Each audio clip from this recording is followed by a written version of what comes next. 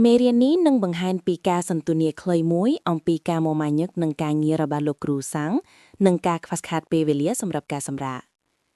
张老师星期六也不休息啊លោកគ្រូសាំងមិនសម្រាកទេឬសូម្បីតែថ្ងៃសៅរ៍张老师មានន័យថាលោកគ្រូសាំង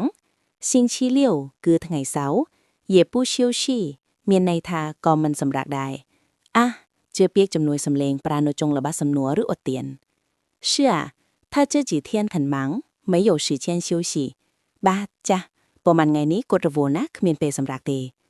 是啊ប្រើសម្រាប់បញ្ជាក់ពីការយល់ស្រប这几天មានន័យថាប្រហែលថ្ងៃនេះ很忙គឺរវល់ខ្លាំង没有时间គឺមិនមានពេលវេលាណាហ៊ុយ很累吧ចុះបែបនេះប្រហែលជាហត់ណាស់មែនទេ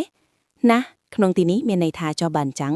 ហ៊ុយបាទប្រើសម្រាប់ទស្សទាឬសួរដើម្បីបញ្ជាក់很累មានន័យថាហត់ខ្លាំងถ้า每天回来更很累រាល់ថ្ងៃពេលគាត់ត្រឡប់មកវិញគឺសុទ្ធតែហត់ខ្លាំងណាស់每天គឺរាល់ថ្ងៃ回来មានន័យថាត្រឡប់មកវិញដូវប្រើសម្រាប់សង្កត់ធ្ងន់លើសកម្មភាពដែលកើតឡើងជារៀងរាល់លើកតាមរយៈការសន្ទនានេះយើងបានរៀនអំពីការប្រើប្រាស់ពាក្យរវល់ម៉ាំងនិងហត់លៃព្រមទាំងការប្រើប្រាស់ពាក្យបញ្ជាក់ពេលវេលាដើម្បីរៀបរាប់ពីជីវិតប្រចាំថ្ងៃ